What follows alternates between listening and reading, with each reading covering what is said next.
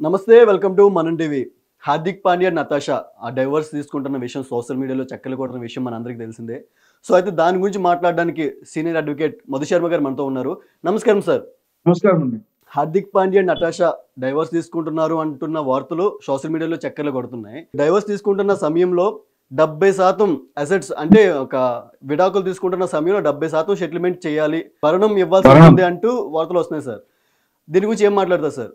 నిన్నటి నుంచి ఈ వార్త హల్చల్ చేస్తున్న విషయం మనం చూస్తున్నాం గత 2 రోజులుగా.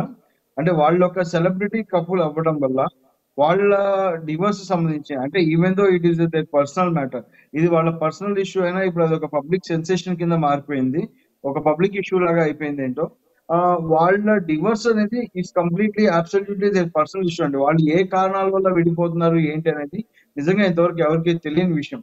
బట్ ఏది బయటికి వచ్చినా స్పెక్యులేషన్స్ ఏవైతే బయటికి వచ్చినాయో ఆల్ దోస్ ఆర్ రూమర్స్. ఇప్పటి వరకు బయటకు వచ్చినవన్నీ ఆల్మోస్ట్ రూమర్స్.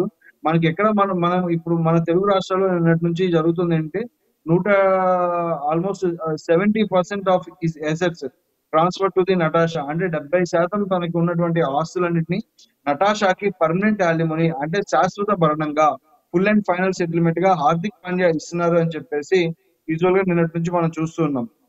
అంటే మీ అందరికీ తెలిసిందే అది లవ్ మ్యారేజ్. ఆమె ఒక సెర్బియన్ మోడల్. తనకి ఒక నైట్ క్లబ్ లో పరిచయం అవ్వడం వల్ల అక్కడ నుంచి it was developed as love and they both are got married. వాళ్ళకి ఒక బాబు ఉన్నాడని కూడా మనం చూస్తూనే ఉన్నాం. బట్ కానీ ఇంత 70% ఆఫ్ ద అసెట్స్ సెటిల్మెంట్ చేసేంత డిస్ప్యూట్ వాళ్ళ మధ్యలో ఏముంది అనేది ఒకసారి మనం చూడాలండి. ఎందుకంటే దిస్ ఇస్ ఆల్ రూమర్ అండి. There is no official statement on this. ఎక్కడ నేషనల్ మీడియాలో కూడా మనం ఎక్కడ ఇది ట్రూత్ అనేది ఎక్కడ చూడలేదు. ఇంకొక సార్, అంటే విషయం ఈ ఏంటంటే వార్త ఎందుకు వస్తుందంటే 70% ఆస్తులని భరణంగా ట్రాన్స్ఫర్ చేయడం అంటే చాలా పెద్ద విషయం అండి. ఏ కేసులోనూ అంతంత అమౌంట్స్ భరణంగా ట్రాన్స్ఫర్ చేయరు. అంటే ఓకే. మిగులుతుంది. సమ్ టైమ్స్ ఏమంటే భార్యాభర్తల ఆస్తులు లెక్క వేసి అందులో ఎవరిది వాళ్ళది వాటా షేర్ తీసుకొని 50% చేసేలాగా చేస్తారు. లేదు, హ్మ్. In case Natasha, Hardik Pandya కలిసి ఏమన్నా బిజినెసెస్ చేస్తూ ఉంటే అందులో నటాషాకి ఉన్నటువంటి షేర్స్ ఎంతున్నాయి, నటాషా ఇన్వెస్ట్‌మెంట్స్ ఎంతున్నాయి, వాటిని బేస్ చేసుకొని తన పేరు మీద ఉన్నవి తనకి ట్రాన్స్‌ఫర్ చేయడం జరుగుతుంది.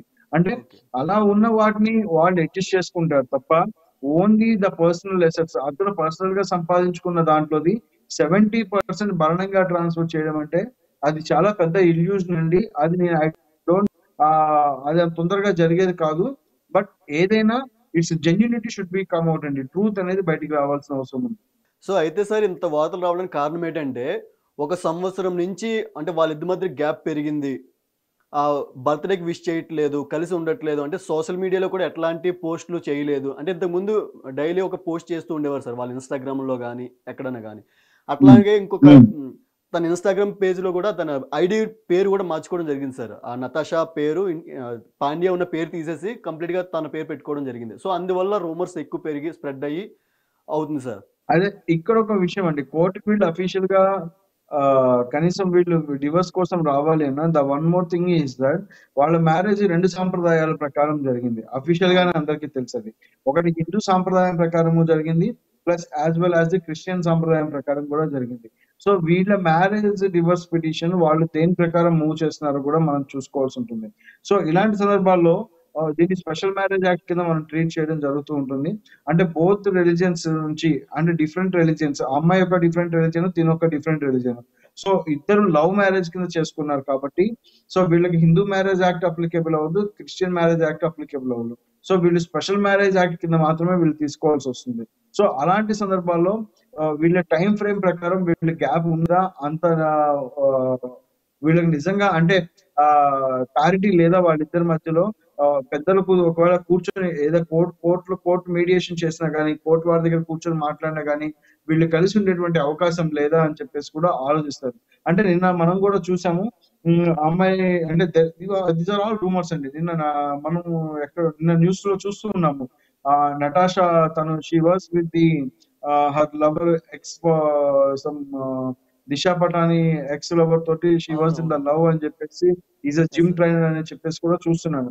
అంటే hmm. If there is a solid evidence in that అంటే మీడియాకే అంత తెలిసి అంత సాలిడ్ ఎవిడెన్స్ గా చూపిస్తున్నప్పుడు అండ్ హార్దిక్ పాండ్యాకి ఎవిడెన్స్ లేకుండా ఉంటుందా she was with another lover అనేది ఇస్ ఎ బేసిక్ లాజిక్ అండి. అంటే okay. We are missing the logic and making the sensation in this matter. Okay. చిన్న లాజిక్ విషయాన్ని మర్చిపోయి తను హార్దిక్ పాండ్యా ఎంతో ఇచ్చేసాడు అని చెప్పేసి మనం ఒక సెన్సేషన్ క్రియేట్ చేస్తున్నాం. Unnecessary media is creating sensation in this matter. అంటే ఓకే. ఇక్కడ తను ఇచ్చేది కనుక ఉండి ఉంటే ఆల్రెడీ బిఫోర్ ద కోర్ట్ చెప్పుంటారు. ఒకవేళ డివర్స్ అయి ఉన్నా కానీ ఇప్పటి వరకు డివర్స్ అయిపోయిందని కూడా తెలిసేది. బట్ అయిందా లేదా అనేది బోత్ ద కపుల్ వాళ్ళు స్టేట్మెంట్ ఇస్తే గానీ ఎనీబడి ఐదర్ హార్దిక్ పాండ్యా అవ్వచ్చు లేదా ఈవిడ నటాషా గానీ ఎవరైనా స్టేట్మెంట్ ఇస్తే తెలుస్తుంది. అంటే స్పెక్యులేషన్ ఏంటి, ద థింగ్ ఏంటంటే ఇక్కడ రూమర్ ఏంటంటే ఆవిడ మ్యాచెస్ కి అటెండ్ అవ్వడం లేదు, హార్దిక్ పాండ్యా ఆడేటువంటి మ్యాచెస్ కి అటెండ్ అవ్వడం లేదు కొంతకాలంగా అని చెప్పేసి కూడా అంటున్నారు. అంటే if there is any gap between them, వాళ్ళ మధ్య ఏదైనా గ్యాప్ ఉండి కనుక అటెండ్ అవ్వకపోయినా that may be lead to the divorce అండి. But I don't think so. నాకు తెలిసినంత వరకు అయితే హార్దిక్ పాండ్యా 70% ఇచ్చేంత పెద్ద మిస్టేక్ ఏమీ చేసి ఉండరు అని చెప్పేసి కూడా నేను అనుకుంటాను.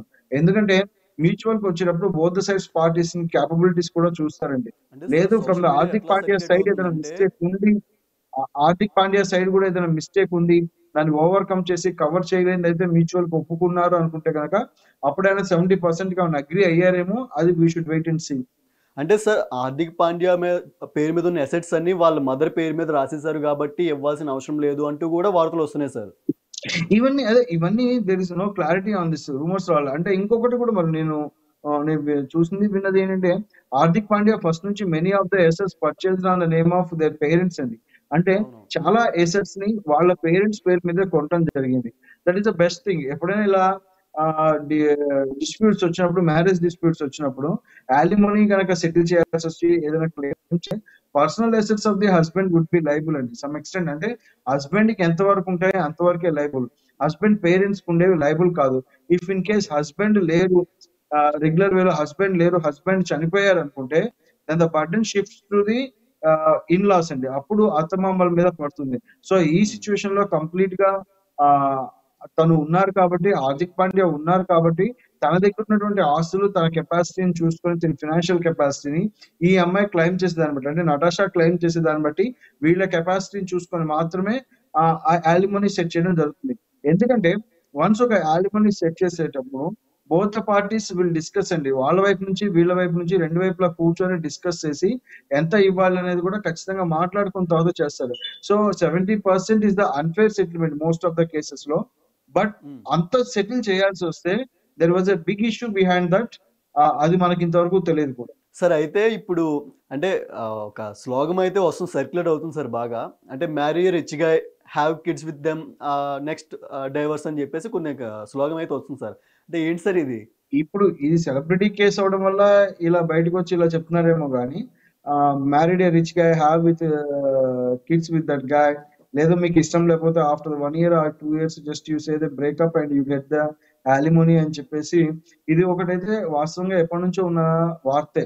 కాకపోతే ఏంటంటే అది అన్ని సందర్భాల్లోనూ అప్లికేబుల్ కాదండి. కొంతమంది మనస్పర్ధల వల్ల విడిపోవచ్చు, కొంతమందికి ప్యారిటీ లేక విడిపోవచ్చు, అన్కంపాటబిలిటీ ఉండొచ్చు, వాళ్ళిద్దరి మధ్య కలిసి ఉండే సఖ్యత లేకపోవచ్చు. సో ఈ కారణాల వల్ల విడిపోతూ ఉంటారు. But many of the cases లో మనం ఇదివరకు కూడా చాలా సార్లు చెప్పుకున్నాము. నేను మీకు ఆల్రెడీ ఇదివరకు ఒక ఇంటర్వ్యూలో కూడా చెప్పేసి ఉన్నాను. ఎలా how they drag the money, how they take the money from the boys అనేది ఆ అబ్బాయిల నుంచి ఎలా డబ్బులు వసూలు చేయడానికి ఒక స్ట్రాటజిక్ గా దే ఆర్ ఫాలోయింగ్ అనే ఒక టెక్నిక్ లో లేక ఒక స్కీమ్స్ వేసుకొని how they are taking up the money అనేది కూడా ఇదివరకు చాలా ఇంటర్వ్యూలో చెప్పి ఉన్నాం. But the thing is that ఇక్కడ ముఖ్యంగా మనం గమనించుకోవాల్సింది ఏంటంటే ఇక్కడ తనంతట తాను ఇష్టపడి, అబ్బాయి ఇష్టపడి కూడా వెళ్ళాడు. అంటే హార్దిక్ పాండ్యా కూడా తనంతట తాను ఈ కేసులో తన మీద ఇష్టం కలిగింది, లవ్ వచ్చింది, నేను వెళ్ళానని చెప్తున్నాడు. బట్ ఇలాంటి కేసెస్ లో ఎప్పుడైతే మీకు జెన్యూనిటీ మిస్ అవుతుందో, యాలిమోనీ ఎక్కువ క్లెయిమ్ చేస్తారనిపించిందో, so you should be very careful. వాళ్ళు చాలా కేర్ఫుల్ గా ఉండాలి.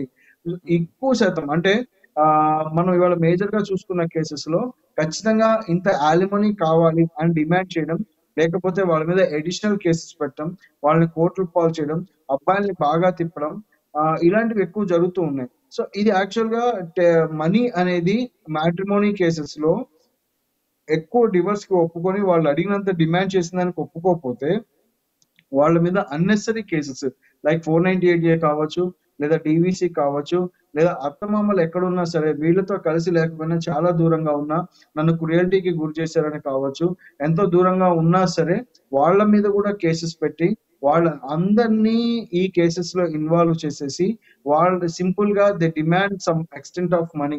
ఇంత అమౌంట్ నాకు కావాలి, యాజ్ ఏ యాలిమనీ భరణం కింద నాకు ఇంత అమౌంట్ కావాలి అని చెప్పేసి డిమాండ్ చేసి ఆ డబ్బును గుంజుకునే ప్రయత్నం అన్నమాట. ఇలాంటి కేసెస్ ఏంటంటే ఆల్మోస్ట్ ఒక రిలేషన్స్ అన్నిటికీ ఒక మచ్చలాగా ఉంటాయి. అంటే రిలేషన్స్ ని కంటిన్యూ చేయకపోగా they convey the wrong message to the society అండి. Okay sir, thank you sir, thank you so much.